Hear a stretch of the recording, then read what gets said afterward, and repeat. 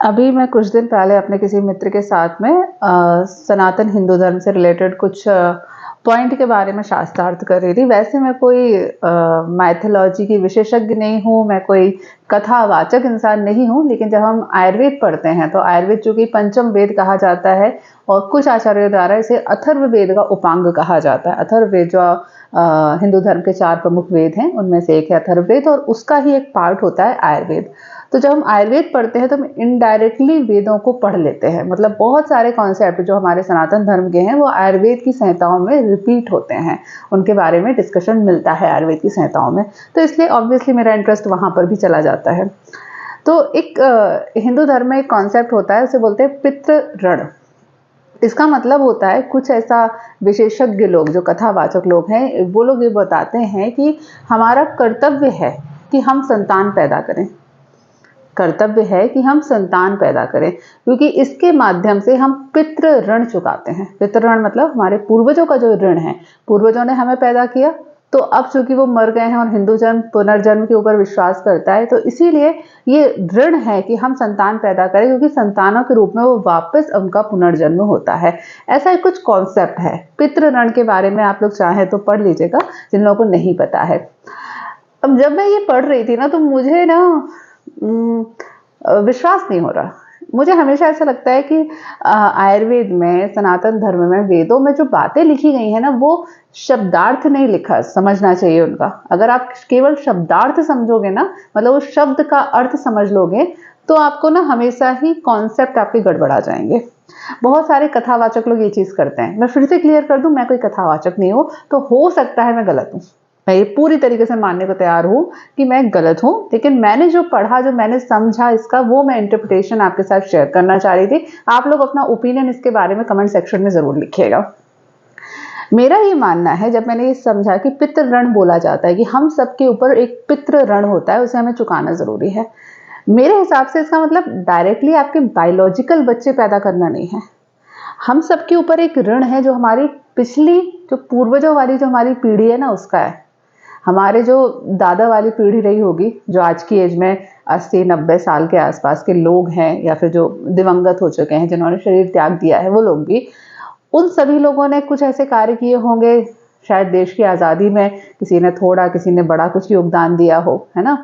कई साइंटिस्ट हैं जिन्होंने बहुत अच्छे काम किए हैं, जिन्होंने इसरो के लिए काम किया होगा, जिन्होंने देश की सुरक्षा व्यवस्था के लिए कुछ काम किया होगा।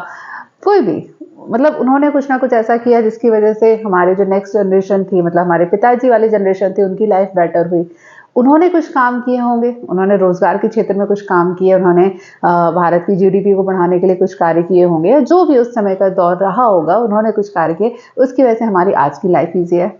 हमारे पूर्वज लोग कैसे, कहीं जाना होता था तो या तो पैदल जाते थे, या कोई पर्टिकुलर ट्रेन वगैरह जो साधन होते थे वहां से जाते थे। आज हमें कहीं भी जाना है, मोटरसाइकिल से इजीली जा सकते हैं, हम कहीं से भी बस से जा सकते हैं, फ्लाइट से जा सकते हैं। तो ये एक विकास है ना जो हमारे पूर्वजों के कारण हम पर हुआ है। तो मेरा ये मानना है, मुझे ऐसा लगता है कि पितृ ऋण का मतलब होता है कि हर व्यक्ति को केवल अपने बारे में नहीं सोचना चाहिए। इस बात का ध्यान रखना जरूरी है कि हमारी आगे आने वाली जो पीढ़ी है उसे क्या देके जा रहे हैं। मतलब कि हमें अब खुद जो भी हमारा जीवन है उसमें केवल हम अपने लिए अपने लिए अपने लिए करते रहे, ये जरूरी नहीं है। हमारे बाद, हमारे मरने के बाद जो आगे हमारी पीढ़ी आने वाली है, जो इंसानों की नई पीढ़ी आगे आएगी, केवल हमारी डायरेक्ट बायोलॉजिकल नहीं, आपके सीधे बच्चे नहीं, अपने बच्चों के लिए तो दुनिया का हर जीव करता है। कुत्ता भी करता है, गाय भी करती है, चींटी भी करती है। अपने खुद के बच्चे के लिए जो कार्य करना है, अपने बायोलॉजिकल संतान के लिए, वो इस दुनिया का हर जीव कर रहा है।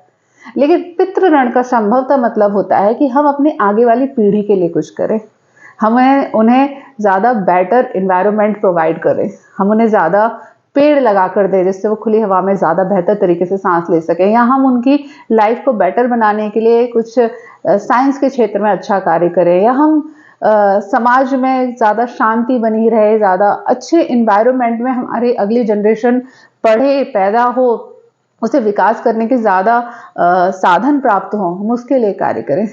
मतलब मुझे ऐसा लगता है कि जब सनातन धर्म में, जब हिंदू धर्म में पितृ ऋण की बात आ रही है तो बहुत बड़े कॉन्सेप्ट में आ रही है कि हमें अपनी लाइफ का कुछ हिस्सा सिर्फ अपने लिए नहीं रखना है, कुछ हिस्सा हमें बांटना है उन लोगों के लिए जिनसे हमारा कोई संबंध शायद नहीं है, जिन्हें हम देख भी नहीं पाएंगे, जो आगे आने वाली जनरेशन है, जो शायद हमारे सामने बड़ी हो या नहीं हो, दोनों बातें हो सकती है, लेकिन हमें उनके लिए भी कुछ करना है। तो मुझे ये कॉन्सेप्ट समझ में आया। तो मेरे ख्याल से ये केवल बायोलॉजिकल बच्चे पैदा करने के लिए नहीं है, ये आपके समाज को, आपके पर्यावरण को, आपके संपूर्ण ब्रह्मांड को, संपूर्ण पृथ्वी की जो लाइफ है उससे ज़्यादा बेटर बनाने के लिए कहा गया है। तो मुझे ये समझ में आया, आपको जो समझ में आया हो इससे वो कमेंट सेक्शन में ज़रूर लिखिएगा। और ये पढ़ने के बाद में मुझे ज़्यादा बेटर लगा, मुझे लगा कि हिंदू धर्म में, सनातन धर्म में, आयुर्वेद में, वेदों में प्रकृति के बारे में और इस समाज के बारे में कितना ज़्यादा बेटर तरीके से बताया जाता है। वैसे ये मेरा ओपिनियन है, हो सकता है गलत हो।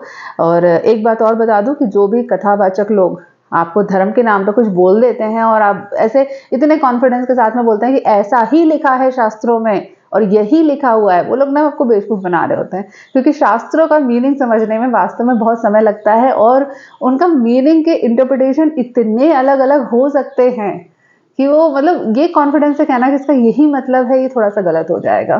तो अगर कोई कथावाचक आपके साथ ऐसा, आपके ब्रेन के साथ ऐसा करता हो कि जो आपको कोई एक चीज़ बताकर आपको बोले कि बस यही सही है, उसके अलावा सब गलत है, तो फिर वो आपको बेवकूफ़ बना रहा है। तो खैर ये मेरा इंटरप्रिटेशन था पितृ ऋण के बारे में। अगर आपको कुछ इंटरेस्टिंग इसमें समझ में आया हो या आपको कोई कमेंट हो तो ज़रूर लिखिएगा, मुझे बहुत अच्छा लगेगा सुनकर, ये जानकर कि आप लोग इस बारे में क्या सोचते हैं। तो आयुर्वेद से रिलेटेड किसी टॉपिक के बारे में हम नेक्स्ट वीडियो में बात करेंगे। तो चलिए कोई बात नहीं, रैंडमली एक टॉपिक हो गया। नेक्स्ट वीडियो में मिलते हैं, तब तक के लिए stay healthy and be happy. Good bye.